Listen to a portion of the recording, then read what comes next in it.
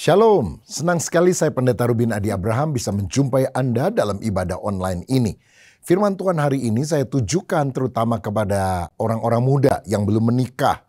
Tetapi bagi orang tua yang juga mendengar hal ini sangat penting untuk Anda, supaya Anda juga bisa memberikan nasihat kepada anak-anakmu. Bagaimana mereka bisa memilih teman hidup yang sesuai dengan kehendak Tuhan. Saudara juga bisa memberikan video ini supaya ditonton oleh anak-anakmu yang sedang dalam masa pergaulan supaya mereka diarahkan pada hidup sesuai dengan firman. Saya akan mulai dengan Kejadian 2 ayat 18-25 yang berbunyi demikian. Tuhan Allah berfirman, tidak baik kalau manusia itu seorang diri saja. Aku akan menjadikan penolong baginya yang sepadan dengan dia. Lalu Tuhan Allah membentuk dari tanah segala binatang hutan dan segala burung di udara. Dibawanyalah semuanya kepada manusia itu untuk melihat bagaimana ia menamainya, dan seperti nama yang diberikan manusia itu kepada tiap-tiap makhluk yang hidup. Demikianlah nanti nama makhluk itu. Manusia itu memberi nama kepada segala ternak, kepada burung-burung di udara, dan kepada segala binatang hutan. Tetapi baginya sendiri ia tidak menjumpai penolong yang sepadan dengan dia. Lalu Tuhan Allah membuat manusia itu tidur nyenyak. Ketika ia tidur, Tuhan Allah mengambil salah satu rusuk daripadanya lalu menutup tempat itu dengan daging. Dan dari rusuk yang diambil Tuhan Allah dari manusia itu dibangunnyalah seorang perempuan. Lalu dibawanya kepada manusia itu. Lalu berkatalah manusia itu, inilah dia tulang dari tulangku dan daging dari dagingku. Ia akan dinamai perempuan sebab ia diambil dari laki-laki. Sebab itu seorang laki-laki akan meninggalkan ayahnya dan ibunya dan bersatu dengan istrinya sehingga keduanya menjadi satu daging. Mereka keduanya telanjang, manusia dan istrinya itu, tetapi mereka tidak merasa malu. Saudara sekalian, cinta adalah sesuatu yang indah. Titik Puspa pernah mengarang lagu Jatuh Cinta Berjuta Rasanya. Remaja punya pemeo, bila cinta sudah melekat, tai kucing rasa coklat. Bila cinta sudah bersemi, tali sepatu rasa supermi. Nah, kita membaca kisah bagaimana Tuhan yang menjadikan Adam mempertemukan dengan tulang rusuknya, yaitu Hawa. Sehingga mereka akhirnya menjadi pasangan suami istri yang diberkati oleh Tuhan. Karena dikatakan tidak baik kalau manusia itu seorang diri saja. Tuhan memberikan pasangan yang sepadan dengan dia. Dan ayat firman tadi berkata bahwa Adam sangat bersukacita ketika dia berjumpa dengan Hawa yang akhirnya menjadi istrinya itu. Kadang-kadang orang muda bingung, siapa tulang rusuk saya ya? Atau dia yang bertanya, saya tulang rusuknya siapa? Nah, menemukan tulang rusuk yang tepat artinya pasangan yang sepadan itu sangat penting. Jangan sampai kenanya tulang babi nanti saudara. Ayat 18 tadi berkata Tuhan memberikan penolong, bukan perongrong. Bahasa Ibrani untuk penolong adalah ezer, bukan herder yang selalu menggonggong setiap hari. Nah, jadi penting sekali kita mendapatkan penolong yang sepadan. Sebab kalau kita sepadan satu dengan yang lain, maka kita bisa duet setiap hari. Tapi kalau kita tidak menemukan pasangan yang tepat, duel lah setiap hari. Kita lakukan satu sama yang lain. Kita mau cocok bukan cekcok. Karena pernikahan Kristen itu berlangsung selama-lamanya. Matius 19 ayat 6 mengatakan bahwa sampai maut yang boleh memisahkan. Makanya apa yang sudah dipersatukan oleh Allah harus tetap seperti itu. Tidak boleh diceraikan oleh manusia. Nah, bagaimana caranya kita menemukan pasangan hidup yang tepat? Ada beberapa cara yang salah. Misalnya ada orang yang buka Alkitab, lalu dia buka acak begitu aja. Lalu dia tunjuk salah satu ayat Alkitab. Nah, kebetulan ada seorang pemuda belum kawin namanya Hosea. Dia buka ayat Alkitab, dia tunjuk. Kebetulan yang dibuka kitab Hosea. Wah, cocok dia pikir. Hosea 1 ayat 2 berkata, pergilah, kawinilah seorang perempuan sundal dan peranakanlah anak-anak sundal. Waduh, apa saya mesti kawin sama pelacur nih kalau model begini? Nah, ini cara memilih pasangan hidup yang tidak tepat. Seperti nunjuk-nunjuk ayat Alkitab. Atau Cara yang lain yang juga kurang pas adalah meminta tanda secara magis. Misalnya gini, Tuhan tolong saya ingin dapat jodoh. Walaupun tiap hari kalau ke kampus saya biasanya telat, besok saya datang paling pagi. Dan benar dia bangun masih pagi sekali pergi ke kampus dan dia berdoa siapapun yang dia temukan pertama di pintu gerbang kampus adalah jodohnya. Ternyata yang datang pertama siapa? Mbok Inem penjual soto di kampus itu, saudara. Lah apa dia mesti kawin sama si Mbok Inem penjual soto? Kan tentu saja tidak. Atau ada orang bilang, Tuhan tolong malam ini saya mau mimpi. Biarlah pasangan hidup saya muncul di dalam mimpi saya. Malam itu dia mimpi buruk, dikejar-kejar kuntilanak. Lah apa dia mesti kawin sama kuntilanak? Nah, jadi kita harus menemukan cara yang tepat dan benar. Temukan di dalam pergaulan sosial kita. Jangan ngumpet terus di rumah, nggak mau kemana-mana. Yang nggak ada yang kenal sama kita juga nggak kenal sama orang. Nah kalau udah kurang pergaulan seperti itu, sekali keluar begitu lihat ada wanita aja langsung ser. Jangan-jangan dia jodoh saya. Lihat yang lain ser. Jangan-jangan dia jodoh saya. Padahal kenal aja belum, ngomong aja enggak. Akhirnya jadi GR, gede rasa. Rasanya Tuhan menjodohkan kita dengan si A atau si B atau si C. Padahal tidak demikian. Ada satu ayat sederhana dalam Alkitab dalam Matius 7 ayat 7 tapi sangat powerful. Mintalah maka akan diberikan kepadamu. Carilah maka kamu akan mendapat. Ketuklah maka pintu akan dibukakan bagimu. Nah kita ambil 3 jurus sederhana ya untuk menemukan pasangan hidup. Pertama, mintalah. Minta hikmat dari Tuhan. Tuhan tolong beri petunjuk dalam diri saya mana pasangan yang berkenan kepada Tuhan. Nanti Tuhan kasih petunjuk. Pasangan itu harus seiman, harus saling mengasihi. Nah jadi kita harus minta hikmat dulu sama Tuhan. Kedua, carilah. Carilah gimana? Dalam pergaulan yang luas. Saudara berteman dengan sebanyak mungkin orang. Bukan berpacaran, bergaul. Sambil saudara memilah, lihat mana yang karakternya bagus. Orang yang luas mungkin, yang cinta Tuhan. Yang juga enak kalau diajak ngomong. Chemistry-nya nyambung. Nah ini dalam masa mencari. Baru yang ketiga, ketuklah. Kalau udah mantep ketuk pintu hatinya. Istilahnya ditembak.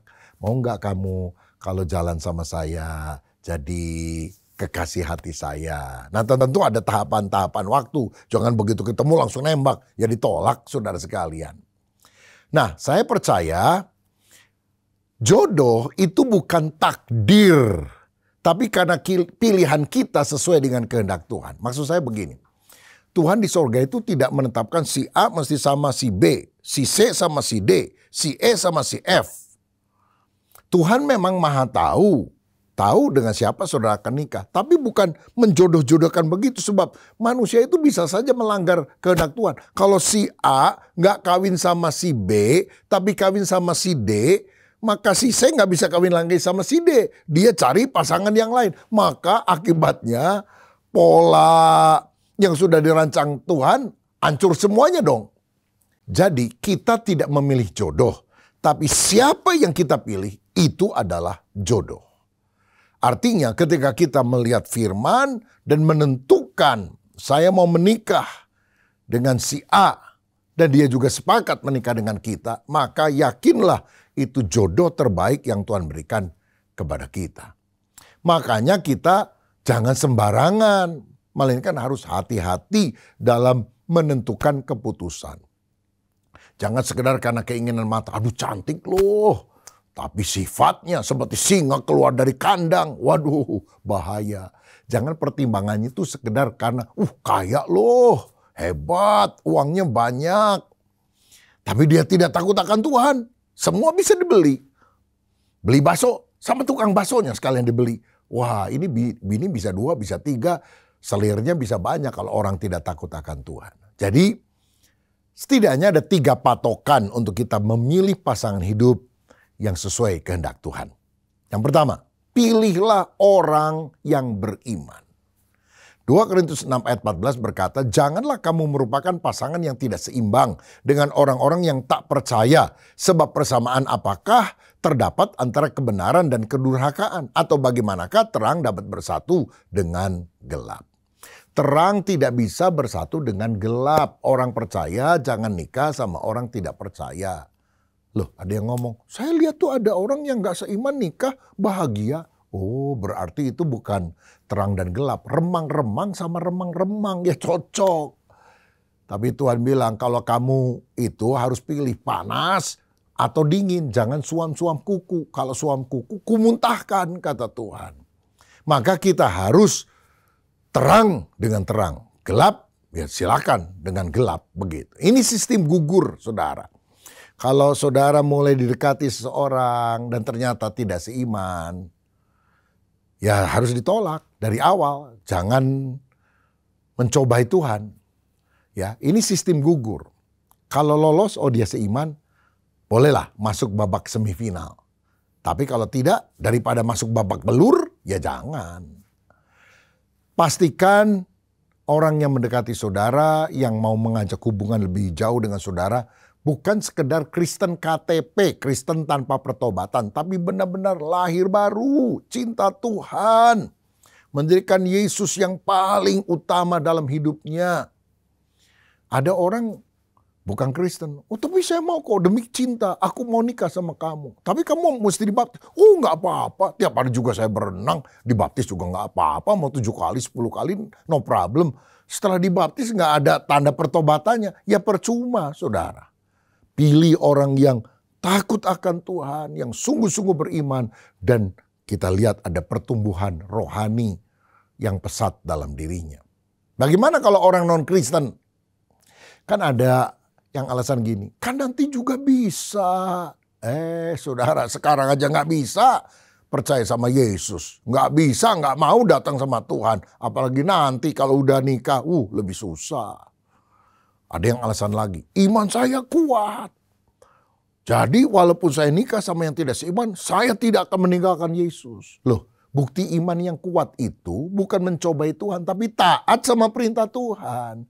Dan Tuhan bilang terang tidak bisa bersatu dengan gelap. Saudara harus tahu dalam kehidupan pernikahan itu akan banyak badai kehidupan yang datang menerpa kehidupan kita. Dan di saat itu kita sangat perlu Tuhan. Lah kalau tidak seiman, cara doanya aja lain. Gimana kita bisa mengatasi pergumulan itu bersama-sama? Dan kasihan anak-anak kan, dia bingung ikut papa, ikut mama. Karena itu mari kita memilih yang seiman. Ada yang juga alasan, kan nggak apa-apa kalau saya Kristen, lalu pasangan saya non-Kristen, saya kan narik jiwa. Loh, kalau narik itu kita harus berdiri kuat, kita tarik orang. Bukan kitanya yang terseret ikut ke sana. Lagi pula, lebih baik mana? Istilahnya saudara cuma narik satu orang, tapi kalau saudara sungguh-sungguh seiman, melayani bersama-sama, engkau jadi pelayan Tuhan, memenangkan jiwa. Yang ditarik bukan satu orang, engkau bisa menarik 10 orang, 100 orang yang saudara muridkan. Jadi anak-anak Tuhan yang takut akan Dia, menjadi orang-orang yang militan secara rohani. Bukankah saudara akan lebih efektif kalau memang pasanganmu itu sungguh-sungguh beriman kepada Kristus dan sama-sama melayani? Jadi yang pertama, pilihlah orang yang seiman. Kedua, pilihlah orang yang dewasa. Nah saudara, pernikahan bahagia itu terjadi kalau kita sepadan. Pria dan wanitanya sepadan. Bukan sempurna, bukan ideal, tidak pernah bertengkar misalnya. Tapi dua-duanya dewasa, gak kekanak-kanakan. Saya pernah membaca buku dari seorang hamba Tuhan bernama Walter Trobis. Judulnya Gadis Cintaanku. Nah, dia bercerita ada seorang pria dan wanita yang baru pacaran 6 bulan. Lalu datang minta dinikahkan oleh Walter Trobis ini.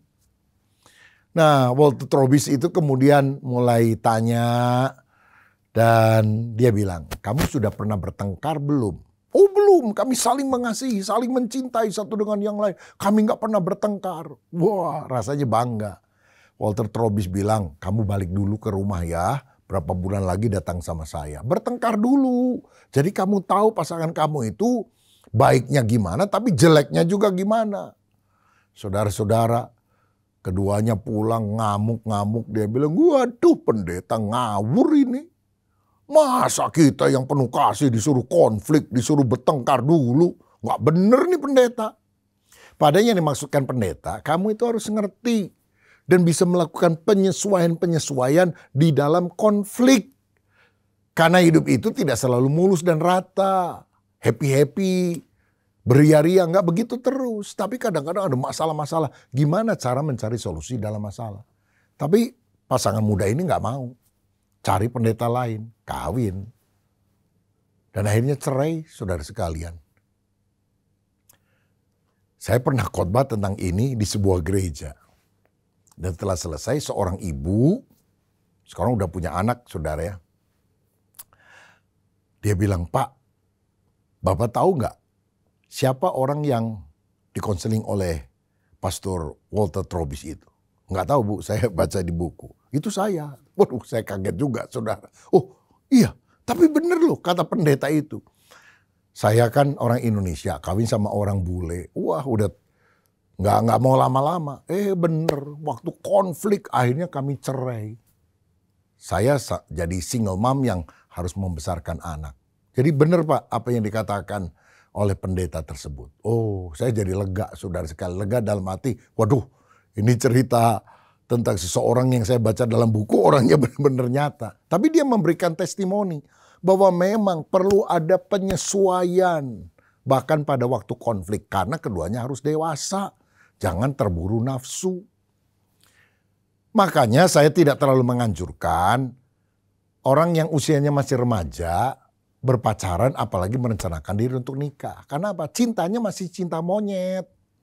Nah kadang-kadang masih cinta monyet. Lalu yang dia lakukan adalah seks pranikah lagi. Waduh akhirnya hamil, terpaksa kawin. Pada usia baru belasan. Penghasilan belum ada. Kematangan emosi nggak ada. Akhirnya stres, ribut besar setelah kawin. Cerai, anak masih kecil. Aduh, menderita sekali.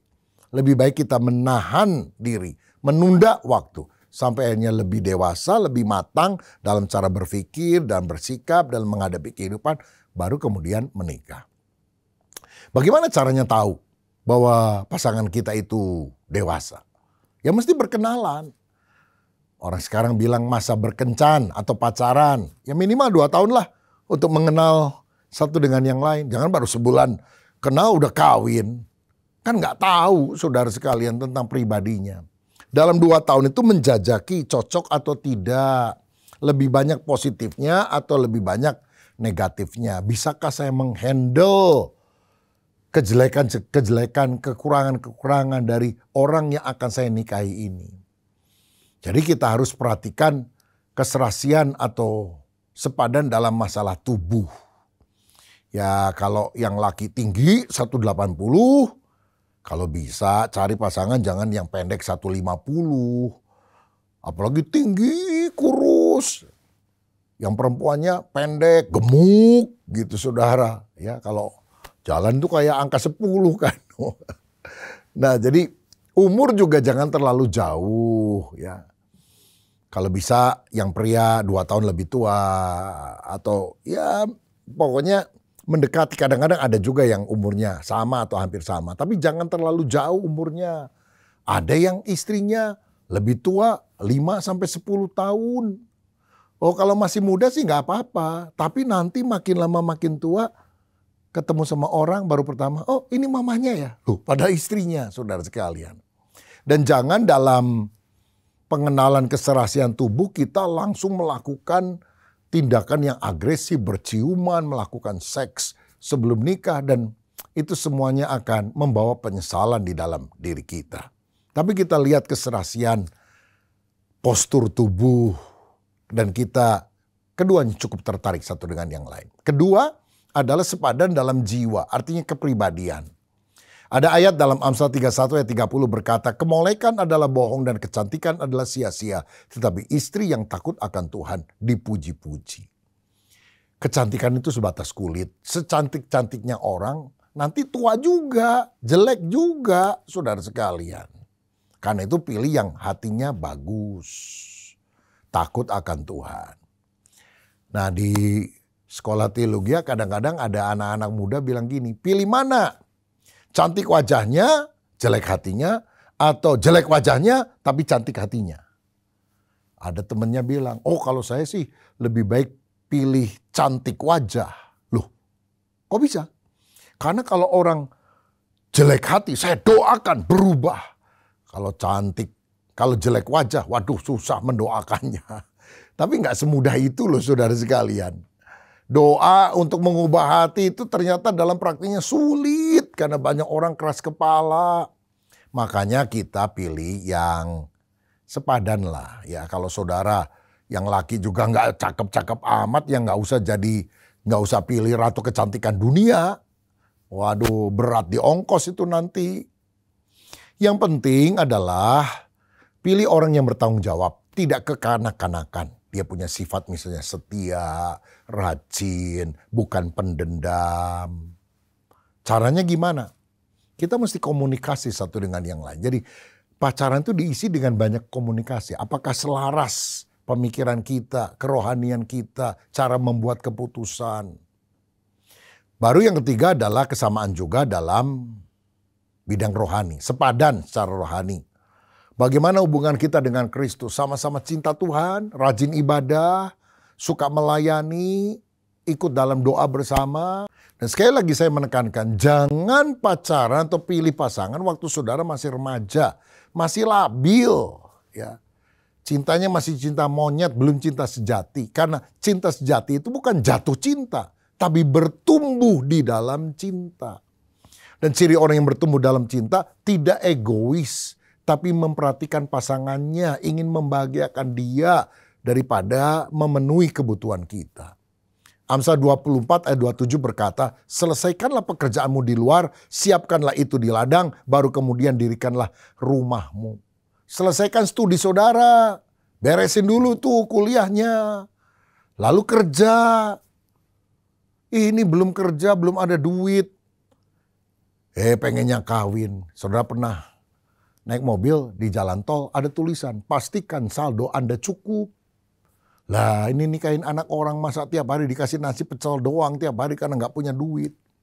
Kidung Agung 3 ayat 5 berkata, kusumpahi kamu putri-putri Yerusalem demi kijang-kijang atau demi rusa-rusa betina di padang. Jangan kamu membangkitkan dan menggerakkan cinta sebelum diingininya. Artinya ada waktu untuk kita berkencan, yaitu setelah kita jadi orang muda yang lebih dewasa, sudah bekerja atau selesai kuliah, sudah ada penghasilan tetap lah, walaupun mungkin belum terlalu banyak nggak apa-apa. Tapi saudara sudah bisa menata masa depan. Yang ketiga, pertimbangkanlah nasihat orang tua. Banyak remaja menganggap orang tua sebagai penghalang. Anjing herder itu mah, nggak boleh terus. Padahal orang tua mengasihi anak dan ingin anaknya bahagia. Saudara, anak muda yang lagi pacaran itu seperti orang pakai kacamata hitam. Atau kacamata merah muda, pink, semuanya penuh sukacita, nggak realistis. Aduh pacarku pendiam, malu-malu kucing, gemes deh, pengen cubit pipinya. Tapi setelah nikah, itu pasangannya kayak orang bisu, tertutup, rumah sepi kayak kuburan. Waduh sebel banget ditanya apa-apa. Nggak mau jawab-jawab. Lah salah sendiri, dulu katanya malu-malu kucing, gemesin. Sekarang malah sebel. Karena itu lihat pandangan orang tua. Karena kacamata orang tua itu biasanya bening. Mendekati realita, objektif. Ya saya tahu kadang-kadang ada orang tua yang kacamatanya hijau, mata duitan. Tapi ya sebetulnya gini, kalau pacar saudara itu pengangguran dan orang tua melarang, itu kan objektif, bukan karena mata duitan juga saudara. Atau misalnya begini ya, ada seorang gadis, sebut namanya si Ita. Mulai pacaran sama si Tony, saudara sekalian. Ayah ibunya ngelarang, tapi nggak bisa jelasin gimana, karena dia bukan psikolog, ahli ilmu jiwa. Padahal orang tuanya tahu, Tony ini drop out dari sekolahnya, nggak lulus. Lalu dia coba kerja serabutan, 3 kali keluar hanya dalam beberapa bulan. Karena karakternya suka berontak sama pimpinan. Lah ini kan bahaya nih kalau nikah sama orang seperti ini. Pertimbangkanlah nasihat orang tua. Nah, bila mana 3 patokan di atas, oke. Pertama, pilih orang yang seiman. Kedua, pilih orang yang dewasa. Ketiga, perhatikan nasihat orang tua.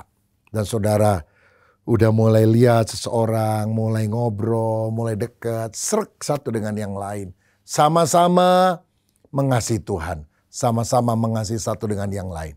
Ya udah, itulah pasangan hidupmu, menikahlah. Nggak harus bikin syarat yang susah-susah. Doa puasa dulu 40 hari 40 malam. Lalu Tuhan berbicara, inilah jodohmu baru mau nikah. Minta tanda yang aneh-aneh dari Tuhan. Lama-lama nggak kawin saudara kalau modelnya begitu.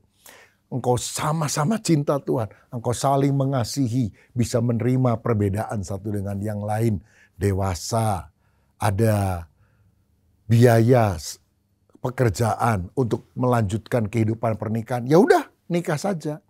Ya, nanti Tuhan akan memberkati lebih lagi pernikahanmu. Saudara, pendeta juga kan kalau nanya, apakah kamu berjanji saling mengasihi dan setia sampai maut memisahkan? Kalau ya, ya udah silakan. Itu keputusan yang kita harus ambil dengan sungguh-sungguh. Nggak ada pendeta tanya, bener nih mau kawin, yakin jodoh 100%. Jangan cuma 99% loh, harus 100%. Oh, kan nggak begitu nanyanya.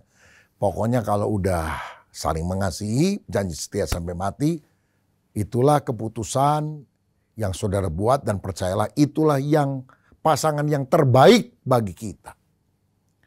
Saudara-saudara, pasangan yang terbaik bagi kita itu bukan yang cantik seperti bintang film, lembut, keibuan. Bagaimana kalau misalnya prianya agak kasar, punya kebiasaan jelek tertentu, wanitanya cerewet. Apa itu terbaik buat kita? Kalau udah nikah iya. Karena apa saudara sekalian? Itu bagikan amplas yang saling menghaluskan sesuatu yang kasar dalam hidup kita. Amsal 27 ayat 17. Besi menajamkan besi, orang menajamkan sesamanya. Kadang-kadang ada perbedaan-perbedaan. Kalau udah nikah, terima itu sebagai proses supaya kita lebih sabar, lebih penuh kasih, dewasa. Itulah yang terbaik bagi kita. Bukan menurut kita. Menurut kita, yang hebat itu adalah 1, 2, 3 yang paling sempurna. Enggak begitu juga. Dan jangan pernah berpikir, first love is the best. Cinta pertama yang terbaik. Second love, second best. Third love, nggak beres. Tidak perlu berpikir seperti itu. Tuhan memberikan semua pada waktunya. Kadang-kadang saudara bisa kecewa, bisa putus cinta, nggak menikah dengan orang yang saudara pikir akan jadi istri atau suamimu. Jangan putus asa.